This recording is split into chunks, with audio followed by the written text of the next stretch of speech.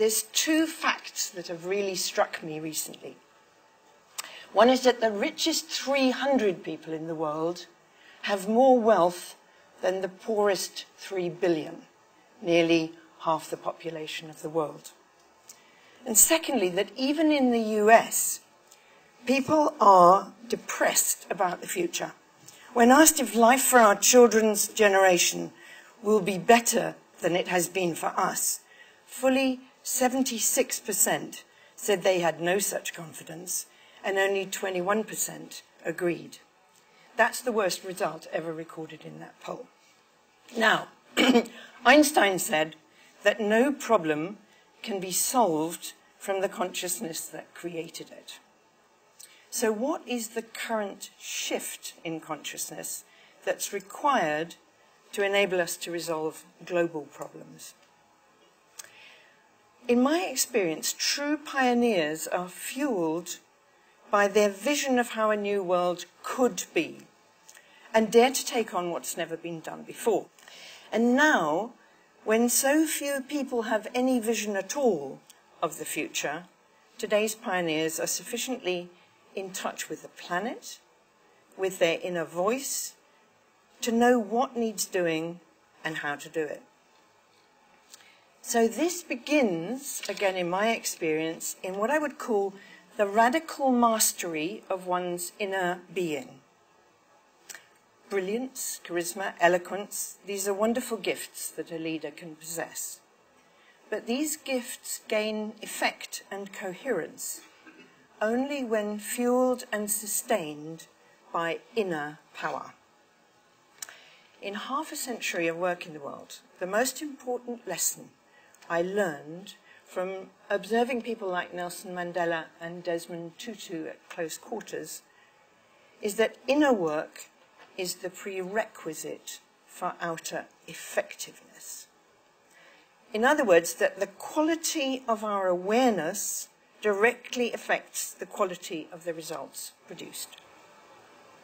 This inner power, what I would call this shift in consciousness, is the diamond formed by honing self-awareness, practicing selflessness, and observing and controlling the ego.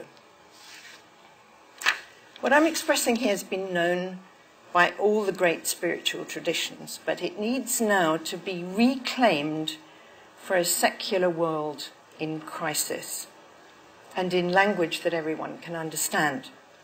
Without leaders of this kind in every sphere and institution of our world, our chances of survival are grim. With such leaders, a world can be built that our grandchildren will be proud of. I'm certain that a different future for all of humanity is possible if humans wake up. And interestingly, this is happening quite fast now in the corporate world. Reflection, mindfulness, and inner work are now seen as an essential tool in many leading companies.